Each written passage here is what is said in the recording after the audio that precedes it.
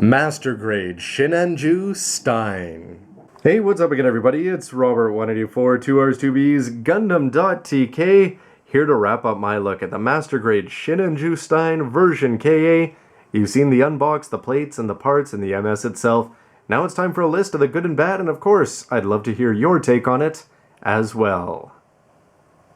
Negatives first, and he's up in the air here for a reason, just because it's a little bit surprising that when he's on the ground that these legs, despite all the posability here, that they can just seem a little bit awkward when you're trying to get them in different places. Patience will get them there, however, it's the kind of thing where you're probably going to want to get him elevated as soon as possible once you get him all put together. The waist also, it's a little bit strange that for a guy who has such an incredible mobility down in the knees, that the waist is hardly going to turn at all. The side skirts are just a little bit awkward, the way they tuck into the back and the front skirts there. The thrusters in the back, maybe that's just me, but I wish they did fold up there. It's always cool to just sort of have that as a play action thing that you can just open those up and they're going to be a lot of fun. But now we're starting to get into the bigger problems with the hands collapsing. You may have already seen it in the course of the video that the hands are just going to fall off on that peg there. So even though the hands are becoming perfect grade in style, the digits are going to be falling off, the white parts are going to pop off, and overall it just can't quite handle the weight of the weapons.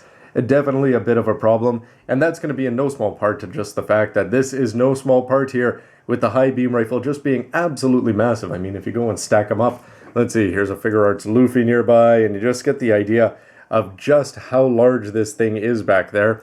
Compared to a high grade, it's going to be a lot bigger, and it even is going to hit the ground if you just try to have it in hand. That's going to be a bit of a problem.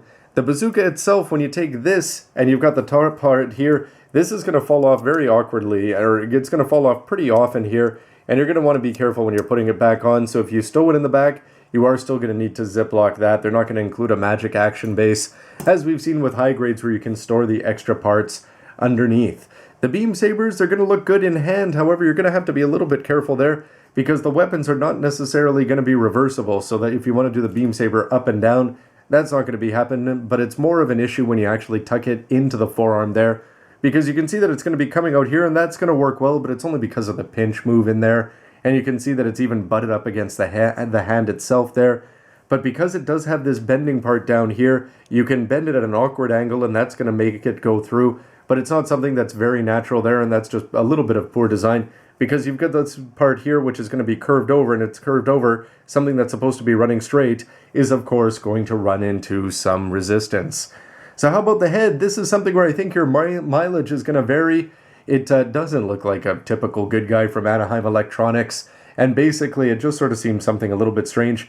You could sell it as perhaps being a unicorn head all folded up, but it really does just look like they tried to take a bad guy's head and just turn it all white there. And without a V-fin or a commander's antenna, it looks a little bit strange. I'm not saying it looks bad. I think it's just the kind of thing that I think some people will have varying opinions on. And something that's a little bit unfortunate is that the eyes, no matter what angle you look at it from, just because he's got such a pronounced brow that hangs down over it, you're not really going to see the fact that this isn't a mono eye. And the fact that you've got a large seal there built into the jaw is the kind of thing that you never want to see on a master grade. If you didn't have that seal on there, it would be a little bit of gray, and usually you want to have more color in small areas, but probably not in this case here. And the clear parts for the C plate, it seems a little bit disappointing that it's wasted, and you've got to wonder if you had that psycho frame on the inside, or the cockpit parts, is it cool if they had done it up in purple or something else, although perhaps that's getting ahead of the transfer itself. And full frontal, what about having an Anaheim Electronics pilot or a test pilot, or somebody, who knows, they could even throw in somebody from Advance of Zeta, or something crazy if they wanted to go branch out to Dengeki Hobby. But nonetheless, the biggest complaint is the book is hard to get your hands on, so if you want to know more about the Stein, it would have been the kind of thing that outside of a tiny little panel in the background, if it had been animated, I'm sure it would have even more fans than it already does. But are there positives? Oh my, the answer has to be yes, because this isn't going to apply to me who hasn't built the Sinanju before, but you got to wonder, if it's just going to be a white straight color swap, then it's not going to be all that exciting. But when you open up the box and you see that there's only 3 plates in common there, and even then you're going to be throwing out half of those plates there, this kit comes across as being all new, just in terms while still keeping the best parts of the designer. So it seems the inner frame is going to be incredible, and you can imagine that a lot of changes had to be made here, as you're going to have totally different outer armor, and even the inner frame is going to have different things thrusting off in different places there. And because of that, lots of changes, but changes are good. Hopefully it's not going to feel repetitive for anybody out there, because it definitely looks like a good guy here with the whole Earth Federation, just a theme to it overall, as he's got just the square parts instead of the nice rounded Zionic ones. Definitely pretty cool. The polystyrene inner frame, well, your mileage is going to vary for that. It is light. It's good to paint. I wonder if there's going to be people out there who miss the ABS. But a big plus here, I think, is the water slides. If you want, dry decals are nice and easy to put on. But I only put on a couple here, and it's the kind of thing really helps him come to life, because otherwise he might just be a little bit too plain there. But the nice AE on the shield and then the two shoulders, just having the AE up there, is really going to stress where this guy comes from. And the build, though, that's ultimately what this kit is going to come down to. Putting it together, because I haven't built the Sinanju, I was just like, wow, I can see why this kit has had so much critical acclaim over the last few years, because it's just an absolute treat to build. And if you're putting together a master grade of a kit, usually I'm going to be building kits because you've got developed an attachment to them through watching them in the anime. With an MSV like this from UC, you're just not going to have that. But it means that the build itself is going to actually give you the connection, and all of a sudden when you've got this guy on your shelf, you're going to remember how much fun he was to put together, and that right there, I don't know if there's a higher compliment you can pay to a kit, because if it's all about the build, this one is going to be way up there. In terms of the weapons, I love the shield, the colors in the short, close proximity there, the AE on there, keeping the new parts, and the heavy weapon system U Gundam there, as you're going to have the high beam rifle, looking fantastic. The bazooka, well worth chasing after all these years. Give it to the Sinanju, give it to the Unicorn, doesn't matter who you give it to, it's going to look good, and now that it's available at retail in a couple of kits, it's just going to be a lot easier to get on hand there. The hands, they're good and bad. You know, you're going to have these problems where the weapons are not going to stay in there. However, you are going to be able to do so many things with the 4 parts. I have lost a digit, unfortunately, after putting it back on, and who knows where it's gone this time. However, they are going to give you just so many options, and if I had a choice between these on all future master grades and the old wing style, age style, just 4 fingers together, swapping them on and off, definitely I'd go with this one. Top to bottom, what else can't you say? I mean, the ankles, they're going to move all over the place. Pistons in the back, the thrusters are a lot of fun. Moving around all over the place, that knee is going to be one of the slickest things I've ever seen put together.